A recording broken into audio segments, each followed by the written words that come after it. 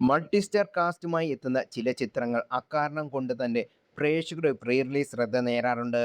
എന്നാൽ സിനിമ ഒട്ടേറെ മാറ്റത്തിന് വിധേയമാകുന്ന 2026 ഒരു മമ്മൂട്ടി മോഹൻലാൽ ചിത്രം എത്തിയാലോ, അതും പുതുതലമുറ സംവിധായകർ ശ്രദ്ധേയനായ മഹേഷ് നാരായണന്റെ സംവിധാനത്തിൽ.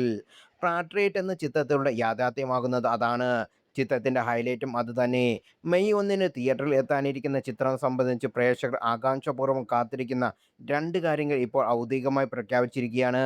ചിത്രത്തിൽ അഡ്വാൻസ് ബുക്കിംഗും ഫസ്റ്റ് ഷോയും സംബന്ധിച്ചാണിത്. ചില വിദേശ മാർക്കറ്റുകൾ ചിത്രത്തിന്റെ അഡ്വാൻസ് ബുക്കിംഗ് നേരത്തെ തുടങ്ങിയിരുന്നു. എന്നാൽ കേരളത്തിൽ തുടങ്ങിയിരുന്നില്ല. അത് സംബന്ധിച്ചാണ് പുതിയ പ്രഖ്യാപനം. ചിത്രത്തിൽ ഇന്ത്യ മുഴുവൻ അഡ്വാൻസ് ബുക്കിംഗ് നാളെ രാവിലെ 9 മണിക്ക് തുടങ്ങും. റിലീസ് ദിനത്തിൽ ആദ്യ ഷോ ആവട്ടെ രാവിലെ 9:15-നാണ് തുടങ്ങുക.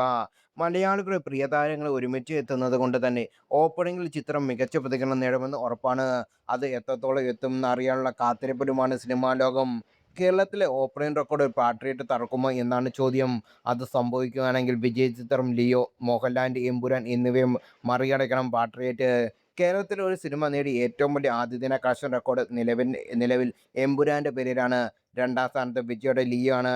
14.07 കോടിയാണ് വൻ പ്രീ റിലീസ് ഹൈപ്പുമായി എത്തിയ എമ്പുരാൻ കേരളത്തിൽ നിന്ന് റിലീസ് ദിനത്തിൽ നേടിയത്. അതിനു മുമ്പ് ആ സ്ഥാനത്തുണ്ടായിരുന്ന ലിയോയെ മറികടന്നായിരുന്നു എമ്പുരാന്റെ നേട്ടം. 12 കോടിയായിരുന്നു ലിയോയുടെ കേരള ഓപ്പണിംഗ്. 10 കോടിക്ക് മുകളിൽ കേരളത്തിൽ നിന്ന് ആദ്യ ദിനം നേടിയ ചിത്രങ്ങൾ ഈ രണ്ടെണ്ണം മാത്രമേ ഉള്ളൂ. ലിയോയുടെ കേരളത്തെ ഫസ്റ്റ് ഷോ പുലർച്ചെ 4-നായിരുന്നുവെങ്കിൽ എമ്പുരാൻ്റെത് 6 മണിക്കായിരുന്നു. പാട്രിയറ്റ് രാവിലെ 9:15-ന് മാത്രമാണ് ഓപ്പണിംഗ് റെക്കോർഡ്. സാധ്യതകൾക്ക് ചെറുതായി മങ്ങലേൽപ്പിച്ചിട്ടുണ്ട്. എന്നാൽ മികച്ച തിയേറ്റർ ചാർട്ടിങ്ങും ആദ്യ ഷോകൾക്കൊപ്പം വമ്പൻ അഭിപ്രായം കൂടി വരികയാണെങ്കിൽ വൻ ഓപ്പണിംഗാണ് ചിത്രത്തിന് വരുമെന്ന് ഉറപ്പാണ്.